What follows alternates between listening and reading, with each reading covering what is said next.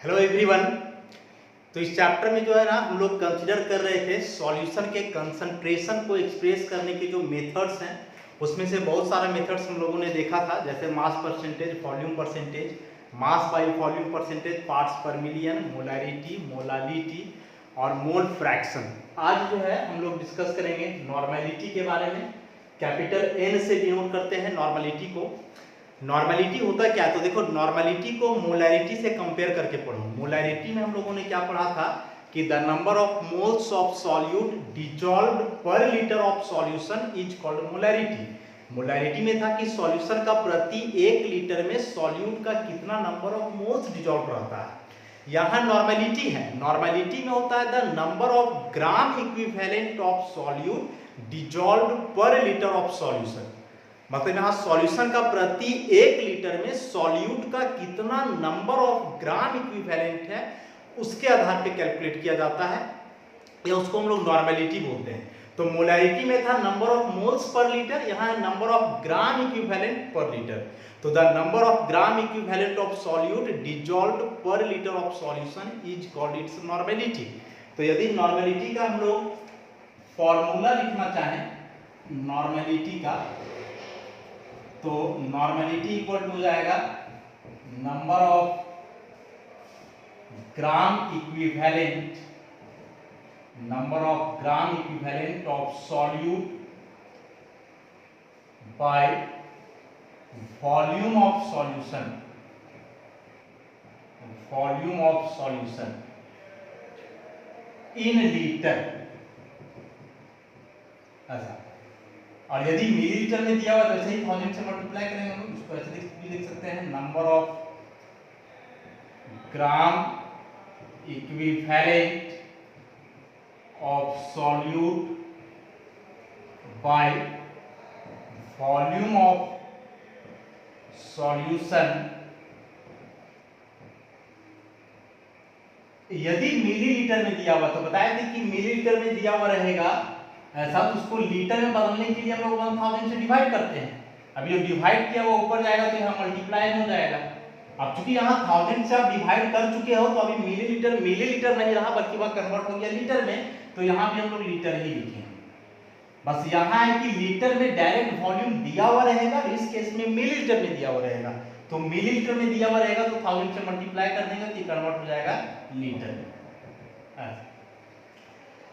अब यूनिट की बात करें, यदि हम लोग नॉर्मेलिटी का यूनिट क्या होगा, तो फॉर्मूला से ही नंबर ऑफ ग्राम इक्विवेलेंट, तो ग्राम इक्विवेलेंट का हम लोग ग्राम इक्विवेलेंट ही लिखते हैं ऐसा, और लीटर तो इसको लिख सकते हैं हम लोग ग्राम इक्विवेलेंट पर लीटर।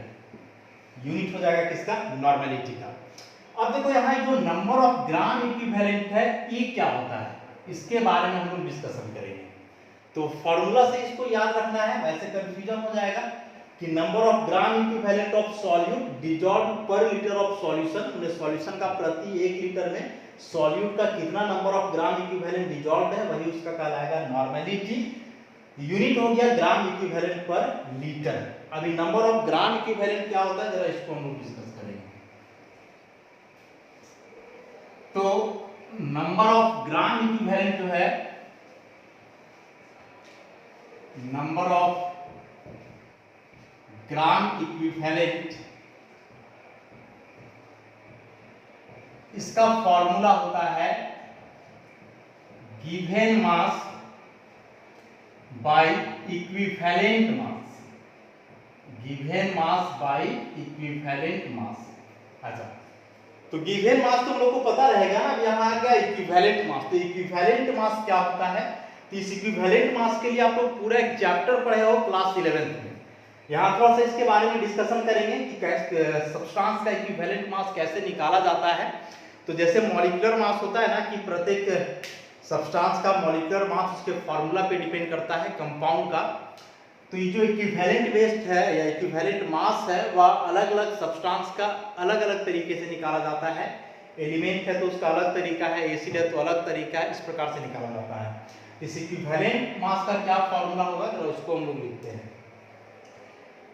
मान लो यदि इसमें कि इक्विवेलेंट मास किसी एलिमेंट का निकालना हो, equivalent mass of an element ऐसा, तो इसका फॉर्मूला होगा atomic mass divided bye valency.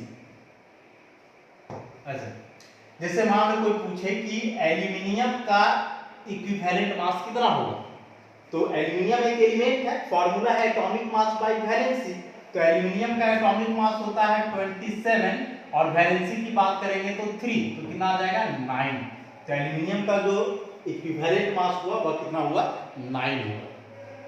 वैसे ही प्रत्येक एलिमेंट का निकलता है, उसके एटॉमिक मास को डिवाइड कर दोगे यदि वैलेंसी से, तो वही उसका इक्विवेलेंट मास कहलाता है। अब यदि निकालना हो equivalent mass of an ion, formula ionic mass divided by numerical value of charge, numerical value of charge.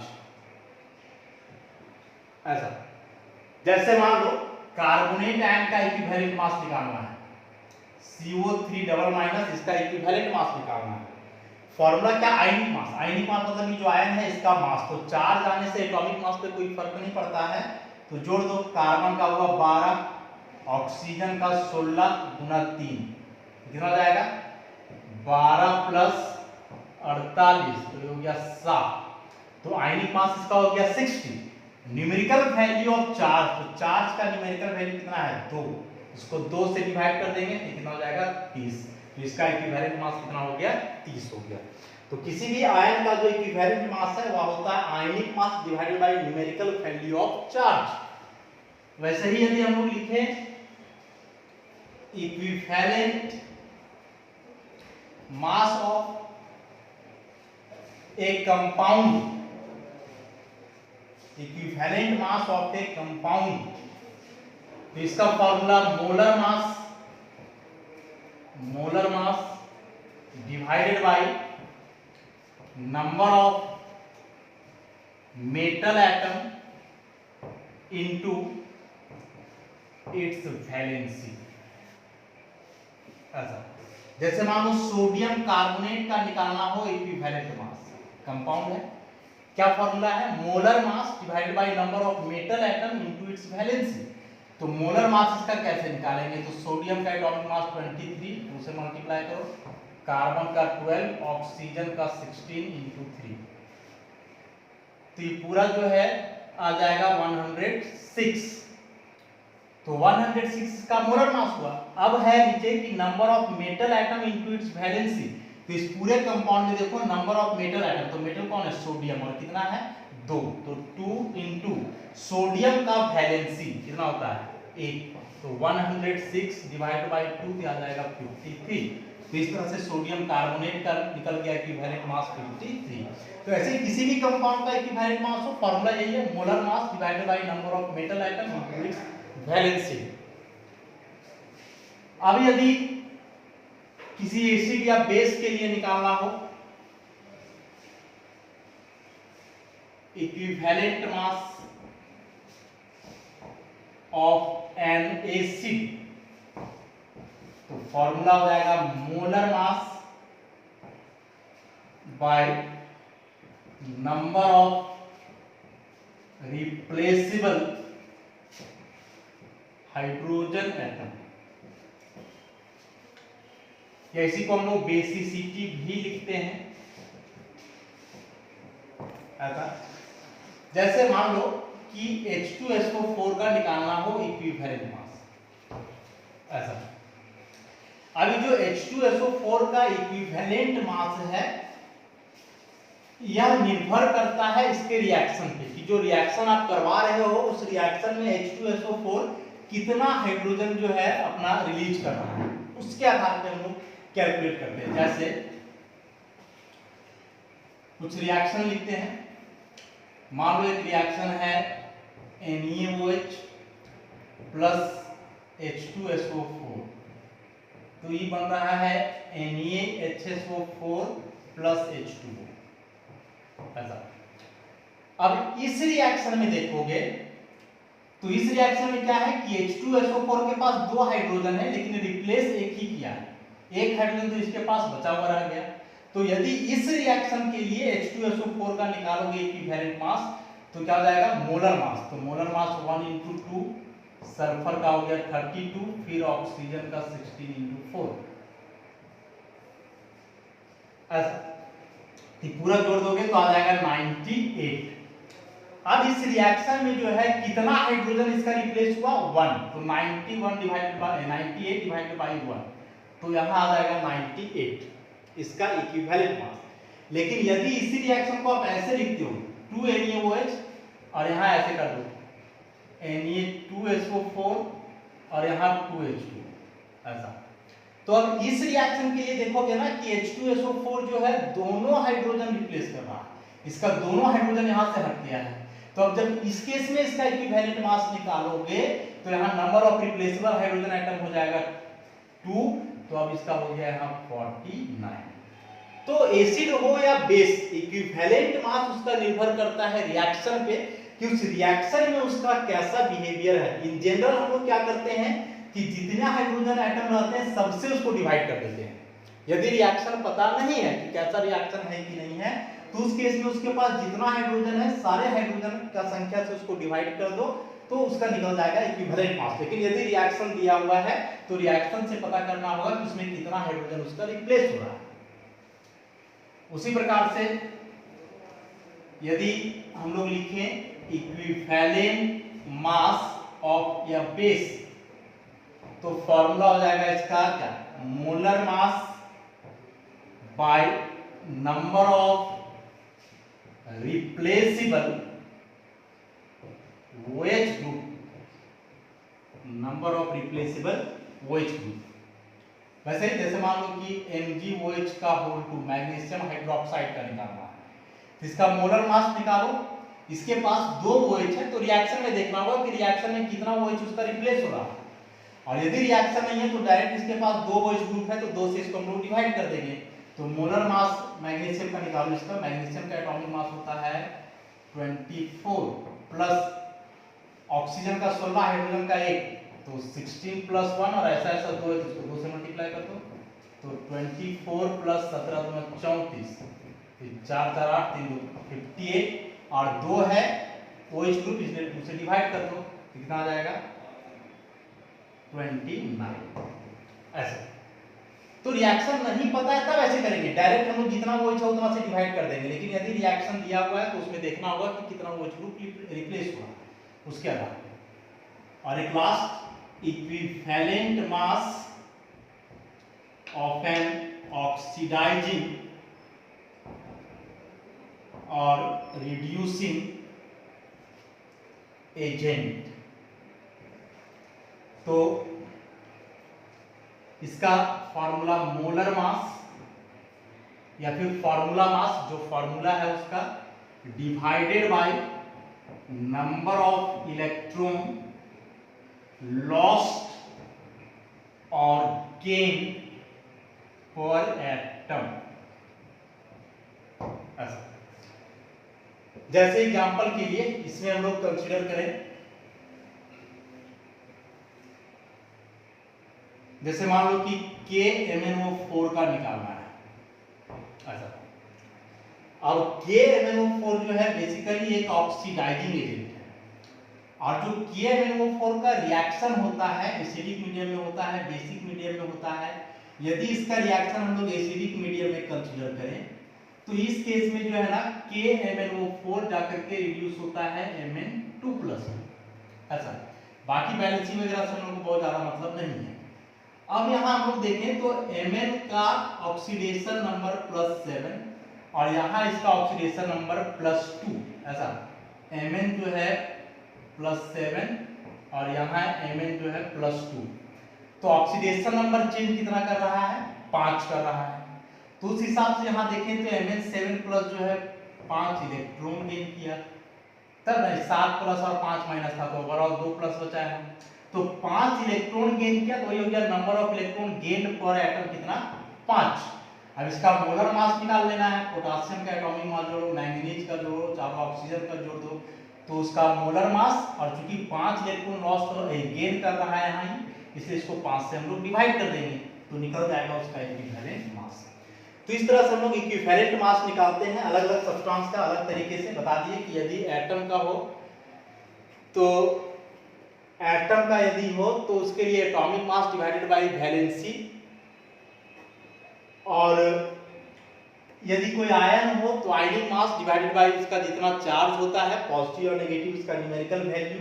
उसी प्रकार से यदि कंपाउंड है तो molar mass divided by number of metal atom into it's valence. ऐसे करके बहुत सारा फार्मूला लिखे हम लोग, नोट्स में सारा फार्मूला लिखा हुआ है, इसको आप लोग नोट से करोगे।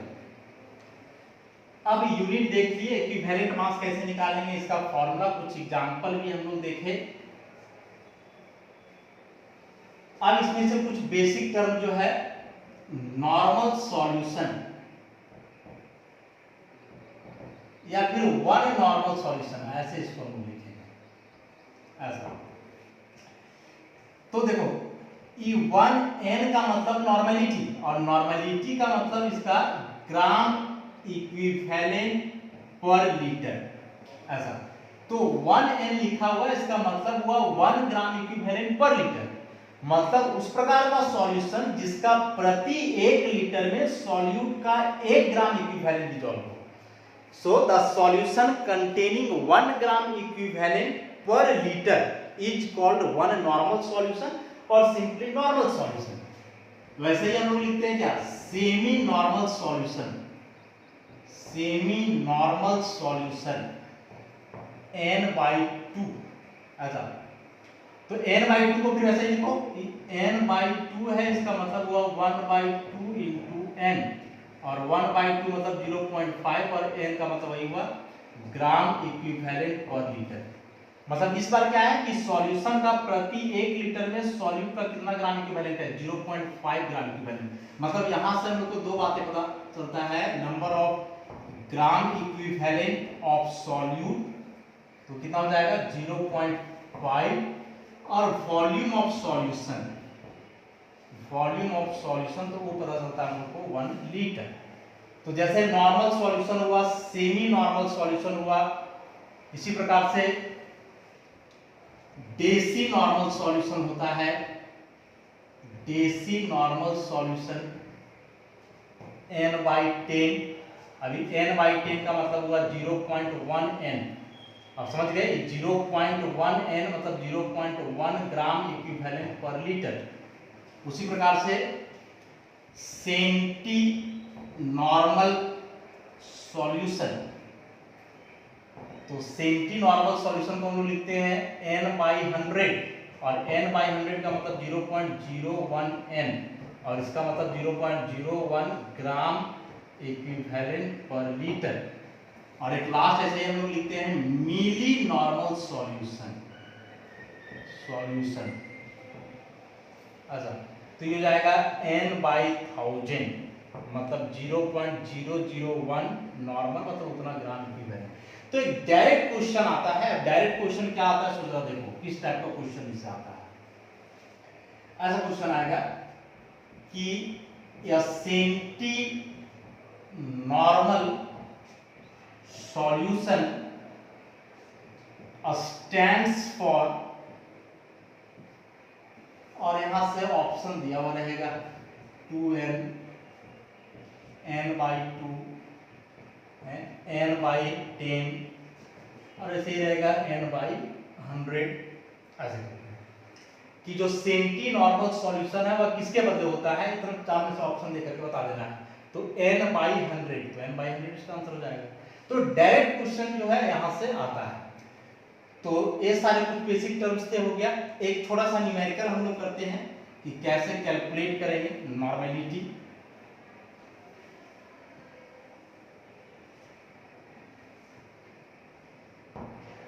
क्वेश्चन है, ए solution is prepared by dissolving, a solution is prepared by dissolving 5.3 gram of sodium carbonate in 500 ml of it. नहीं, ये solution is prepared by dissolving 5.3 gram of sodium carbonate in 500 ml of it. Calculate the normality of solution. Calculate the normality of solution. तो देखो normality का जो formula भी हम लोग लिखे, number of gram equivalent of solute divided by volume of solution. तो solution का वॉल्यूम तो डायरेक्ट हम लोग को यहाँ से पता है 500 ml। निकालना है हम लोग को नंबर ऑफ ग्राम इक्विवेलेंट, और नंबर ऑफ ग्राम इक्विवेलेंट का क्या फॉर्मूला था, given mass by equivalent mass. तो गिवन मास भी हम लोग का दिया हुआ 5.3 ग्राम, इक्विवेलेंट मास निकालना होगा सोडियम कार्बोनेट का। तो सोडियम कार्बोनेट कंपाउंड है ना, इसका इक्विवेलेंट मास कैसे निकलेगा, तो equivalent mass of sodium carbonate अभी निकाले थे कि कंपाउंड है, जिसका इक्विवेलेंट मास का फॉर्मूला हो गया molar mass divided by number of metal atom into its valency. अच्छा, अब मोलर मास इसका जोड़ दो सबको, तो 23 into 2 plus 12 plus 16 into 3। Metal atom तो 2 है और इसका सोडियम का वैलेंसी 1 होता है, बताया भी सॉल्व करके इसको पूरा आ जाएगा 53। तो ये हुआ इसका इक्विवेलेंट मास। अब उसके बाद निकालना होगा इसका number of gram equivalent of sodium carbonate. तो क्या formula, given mass by equivalent mass. Given mass by equivalent mass. Given mass कितना है 5.3 ग्राम, इक्विवेलेंट मास कितना आया 53। पूरे को हम लोग यहाँ लिख देंगे ग्राम इक्विवेलेंट। ऐसा सॉल्व करो इसको, तो कितना आ जाएगा 0.1 ग्राम इक्विवेलेंट। ऐसा तो नंबर ऑफ ग्राम इक्विवेलेंट निकल गया 0.1, वॉल्यूम दिया हुआ है, फॉर्मूला में पुट कर दो निकल जाएगा। तो अब यहां से हम लोग निकालेंगे normality of solution. Normality of solution क्या फॉर्मूला है, number of gram equivalent of solute. तो सॉल्यूट के जगह हम लोग सोडियम कार्बोनेट लिखेंगे बाय वॉल्यूम ऑफ सॉल्यूशन। अच्छा, नंबर ऑफ ग्राम इक्विवेलेंट आया 0.1 ग्राम इक्विवेलेंट। वॉल्यूम दिया हुआ था 500 ml, तो ml है मतलब 1000 से करना होगा, तो लीटर में कन्वर्ट हो जाएगा, तो कट जाएगा 2 बार में, तो कितना हो गया 0.2 ग्राम इक्विवेलेंट पर लीटर। ऐसी को डायरेक्ट ऐसे लिख सकते हैं हम लोग 0.2 m। n का मतलब ही हुआ ग्राम इक्विवेलेंट पर लीटर। तो इस तरह से नॉर्मेलिटी को जो है आज हम लोग कंसीडर किए, इसमें बहुत सारा फॉर्मूला है। इस ग्राम इक्विवेलेंट या इतना लंबा जो कैलकुलेशन है ना, इन सारी बातों को ध्यान में रखते हुए नॉर्मेलिटी जो है बहुत फ्रीक्वेंटली यूज नहीं किया जाता है कंसंट्रेशन को एक्सप्रेस करने के लिए। जनरली मोलैरिटी या मोलैलिटी को हम लोग कंसीडर करते हैं, लेकिन इंपॉर्टेंट है, एग्जामिनेशन में क्वेश्चन कई बार इससे पूछे गए हैं, तो इसको जो है कर लोगे।